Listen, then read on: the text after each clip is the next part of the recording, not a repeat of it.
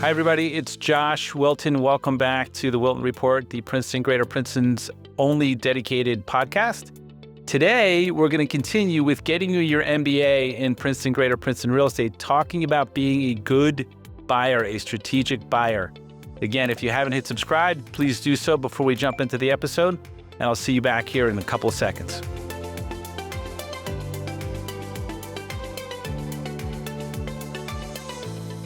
Okay, everybody, welcome back to the Wilton Report, the Princeton and Greater Princeton area's only dedicated real estate podcast. If you have not hit subscribe, please do so. It helps the broadcast. Just click the subscribe button before we get going with the episode. So today, before we get started, just as a reminder, we are hosting 3 seller seminars. One is on October 23rd, which is coming right up for dinner. It's going to be catered by 𝐂𝐎𝐍𝐶𝐂𝐓 Cafe here in Princeton.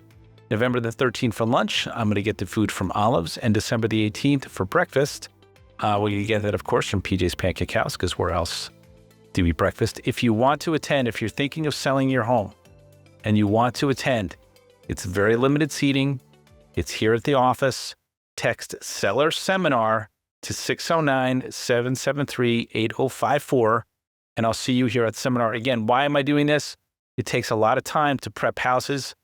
The market is shifting somewhat, so the sellers who do the most prep make the most money. That's why we're doing these seller seminar series. So hopefully I'll see you at one of them. Today, we're going to continue with the MBA in Princeton Greater Princeton Real Estate. Gotten very good feedback on this from both of our listeners who said they really enjoyed this.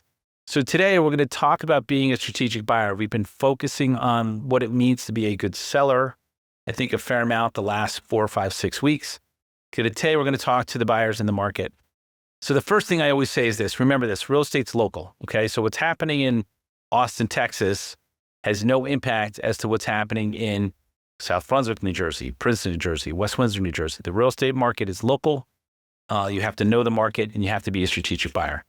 So the first thing I say, and I say this with sincerity, because we get hired by a lot of buyers who are working with other agents and are unsuccessful. And they look at us and our team and our customers having such a high level of success. And they literally will call us up and seek us out and say, why are you so successful with your customers? And so the first thing I'll tell you, as a buyer's agent, we're supposed to have you sign 2 documents. One's a CIS, Consumer Information Statement, and 2, it's your buyer agency agreement. And we're meeting these buyers, and they've been working with the agents for 6 months and a year. They've never signed anything. So the first thing as a buyer, if you're watching this, and if you're working with an agent, and you haven't signed your CIS and your buyer agency agreement, fire your buyer, because they're breaking the law. Full stop. So the CIS, I'm not going to get into what it is. The buyer agency agreement, this is literally what it covers. The understanding of representation and loyalty to you as the consumer, the scope of the brokerage's services, how we as agents, your agent will get paid, what our commission is, who's paying it, are you paying it, is the seller paying it? Is it a split? Like, you need to know this stuff before you put pen to paper.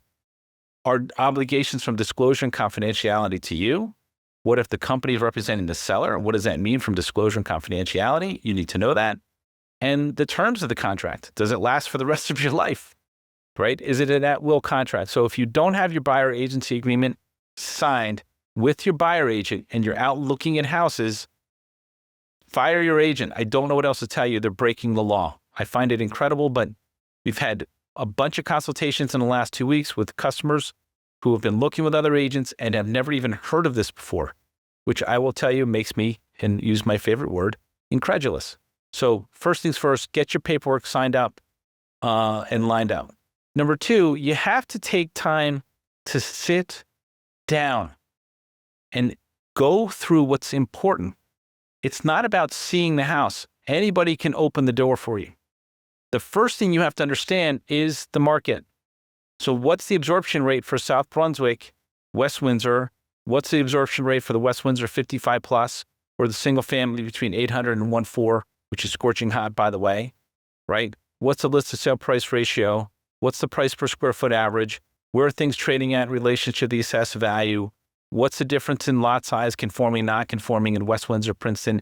Whatever market you're looking in, you need to review the market in detail. And if you don't do that before you go out starting to look at the house, you're going to find a house you like. You're going to lose the bid because you didn't take time to prep. Fact. 2, sign your documents, exclusive buyer agency and your CIS. 3, get a copy of the contract. You're party to 2 contracts as a buyer. 1 is the exclusive buyer agency, and 2 is the New Jersey sales contract, which has over 700 lines in it. The first time you get that contract should not be the night that you're making the bid, because your cortisol level's up, you're stressed, you want the house, maybe your spouse really wants the house, and if you don't get it, you're gonna get it, right? And not in a good way. So look at the contracts, review the contracts with your agent. Understand what Section 43 is in New Jersey real estate contract. It's an important one. Do you have a bidding strategy? Are you going to pay full price? Are you going to pay over the asking price and have the seller pay points on your mortgage? Or are you going to offer less? If so, on what math and metrics are you making your offer? There are 9 things that determine price other than schools in New Jersey, 8 outside of Princeton, because the ADU factor in Princeton. You need to apply all 8 factors to the house you're looking at. Do you have a communication plan with your agent? Meaning, do you like email and they like text? By the way, I hate email, text, or WhatsApp. And I tell people that, and we set up a group text immediately. What's your agent's track record? Have they sold a house? Or do they have 50,000 followers on TikTok?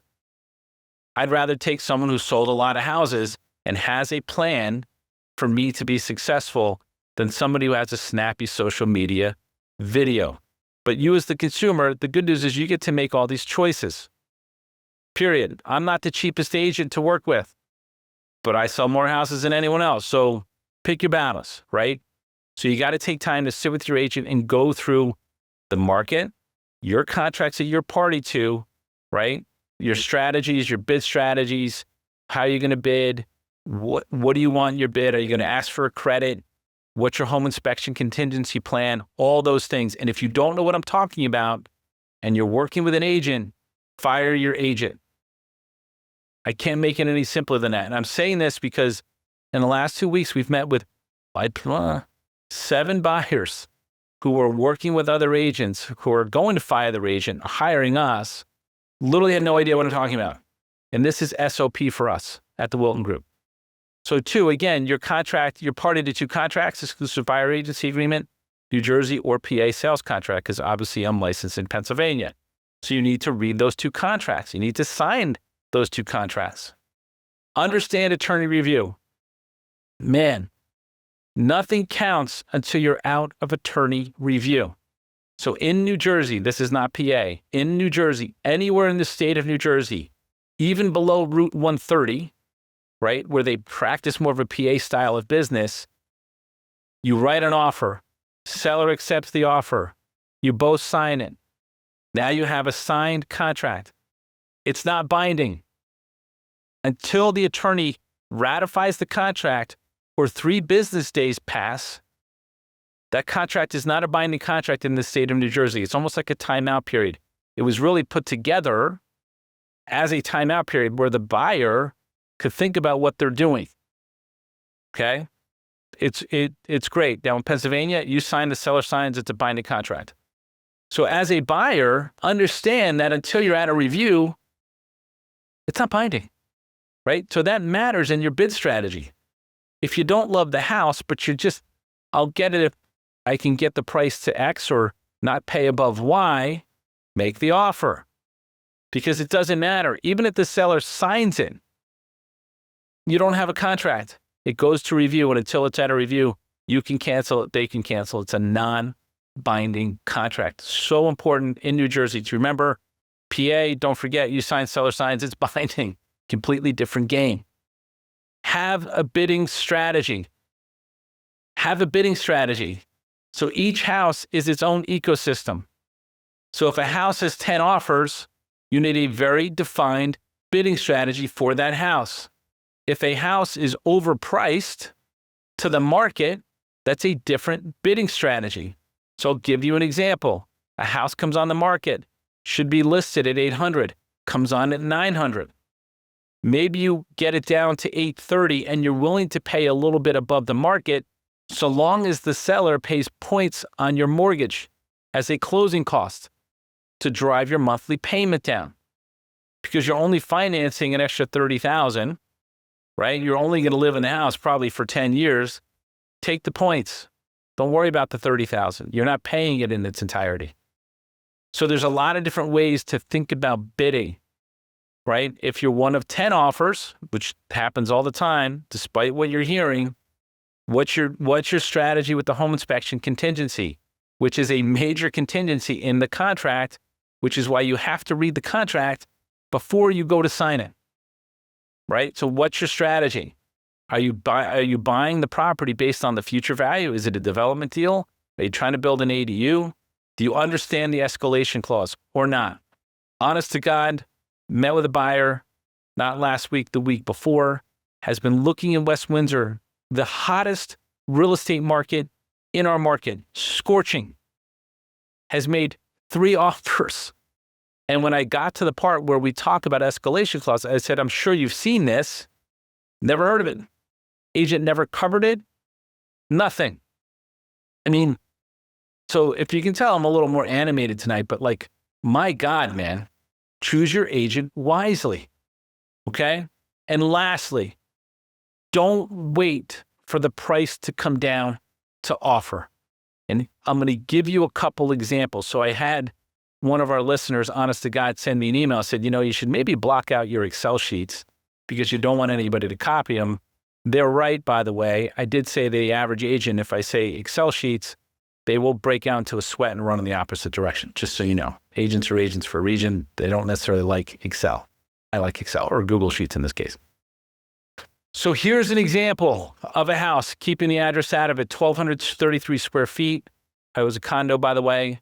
Was listed for $675,000, right? It was listed for $547 a square foot. When you did the math based on the updates that it needed, it started to sit. So now it's on the market over 2 weeks. At that point, as a buyer, you should make your offer from day one. Make your offer from day one. I'm in the 4th month of negotiating the same property between the same buyer and the same seller as we speak. They've come down in price. We haven't really come up because we know the market. We know the 9 things. So this particular one was listed at $547 a square foot. They reduced it from $675 to $625. Now it's down to $507 a square foot. And don't you know it? It sells. So had the smart money come in early, it's not like Wall Street where the smart money comes in late. Sometimes it's good to be the first one. It's always good to be the first buyer in my opinion. We can do another episode just on that topic. You could have been negotiating with the seller who was on at $675 for 51 days. You would have been the only offer, and you could have gotten it before they reduced to $625, and it got bid up and bought right out from under you. So this is one example. Here's another example, and I think I've showed this one to you guys before. This one, our buyer didn't wait. The house came on at $1.5, $474 a square foot. We priced it out to, let's just say $415, about 1.313. They said, what do we do? Make the offer. Make the offer. So we made the offer. Why did we make the offer? Because we wanted the house and we knew the market value because we figured out the 9 things as it applied to this particular property. So we did the math, we made the offer. And again, I would say that the negotiation was contentious, right? They accepted our offer. The next day, they lowered it in the MLS when they're supposed to market contingent, right? So, but again, until you're at a review, anything can happen. That's why you make the offer as a buyer. Don't wait for the price to come down to the market price because that's when other buyers get interested in it. They may not know the same level of math as you, as a consumer of this report, or one of our customers. However, they'll understand the market value has changed for the better. That's when they come rushing in. And buyers like bidding wars. Doesn't matter what you tell me, because if 4 people are bidding on this house, it makes the other 3 feel safe. If you're the only buyer bidding on it, if you don't know the 9 things, if you don't know the math, it's going to feel unsafe, which is why I'm going to go back to the beginning. Sit down with your agent, go over the contracts. How are they getting paid? What are they going to charge? How's that fee going to get divvied up? Right? Review the contract, over 700 lines. Right? Who's going to manage the communication after the contract's accepted? I have a professional that I pay literally just to manage the emails from the buyer side, the seller side, the attorneys, the lenders, title agency, insurance. It all flows through her. She manages it and she boils it down for the customer to make it easy on their life. Who's doing all this? What's the game plan to buy the house? Or don't listen to me and just go look at houses. When it doesn't work, you call me up and we'll have the same meeting that we're talking about, and we'll sit down and we'll help you find a house. So that is it for this week's episode of the Wilton Report. Again, if you haven't subscribed, please do so. Please share this podcast with people you know that might be buying or selling.